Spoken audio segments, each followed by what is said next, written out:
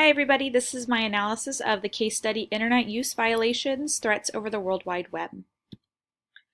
So the first category is problem identification and analysis.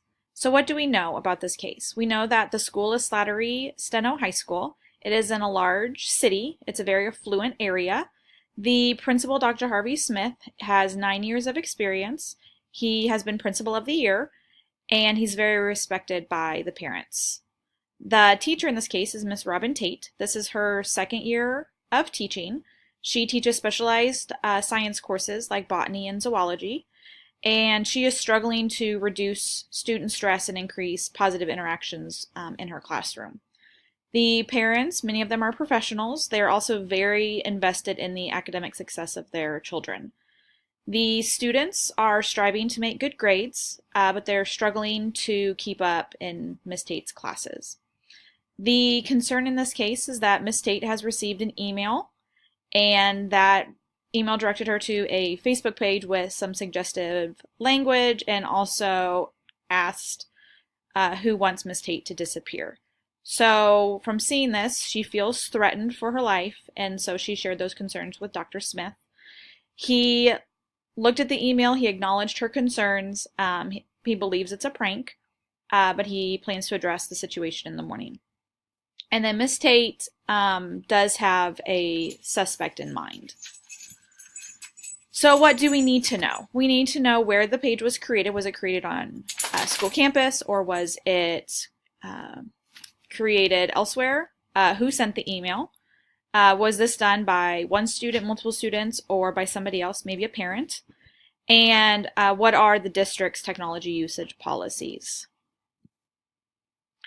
The problem is that Miss Tate feels threatened after she received the email. She is also struggling to build a positive relationship with her students. Her expectations are very high, and her students are struggling to keep up with their grades. And the parents are also not showing support for Miss Tate. So the second category is my proposed plan. So I divided this up. So right now, Dr. Smith should immediately make copies and take screenshots of the email, the Facebook page, any comments, and then also the URL, so that if this were to disappear, they would be able to access it later on, hopefully. He should also communicate the situation with the superintendent, and then if they have a safety and security department, also making them aware of the situation. He will also contact the district technologist and determine whether he or she can find the origin of the email or the Facebook page and figure out where it was possibly created and if it was created with district-owned technology.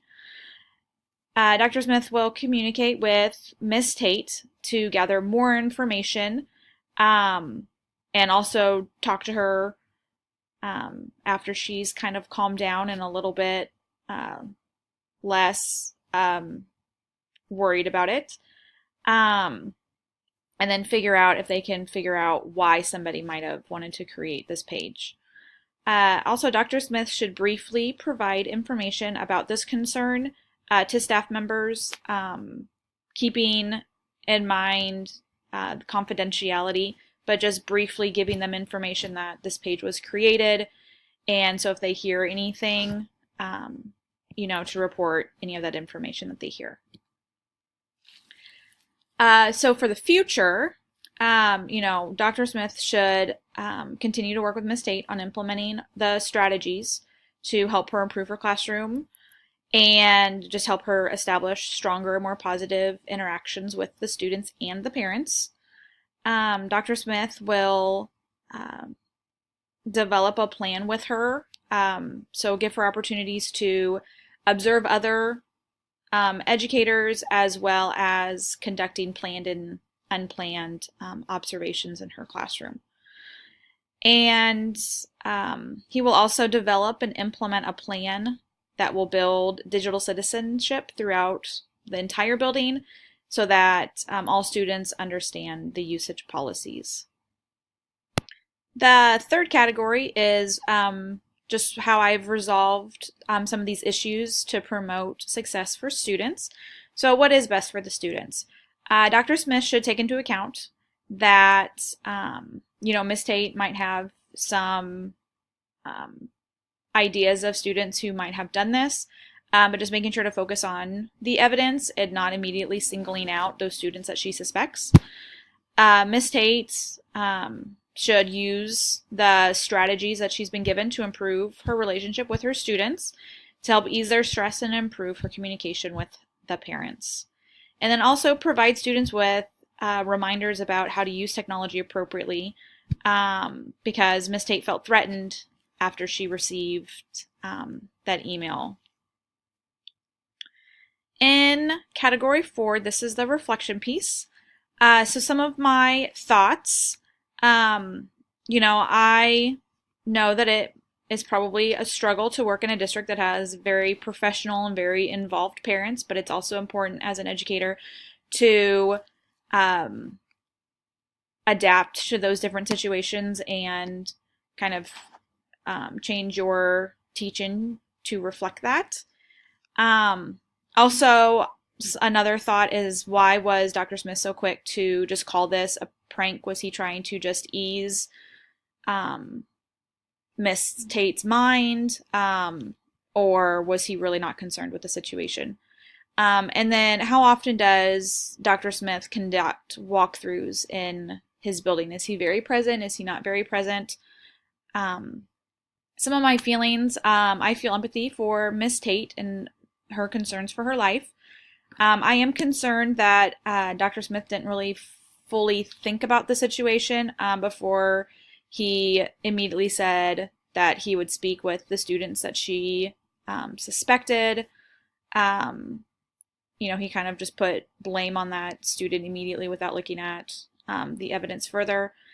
And I'm also just surprised about how Dr. Smith has kind of approached this situation after he has so much background knowledge and, with his reputation.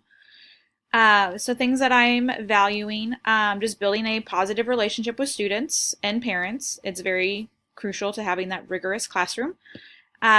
Miss Tate has a lot of knowledge with her bachelor's and master's, but she really needs a mentor to help her become that great educator that she definitely could be.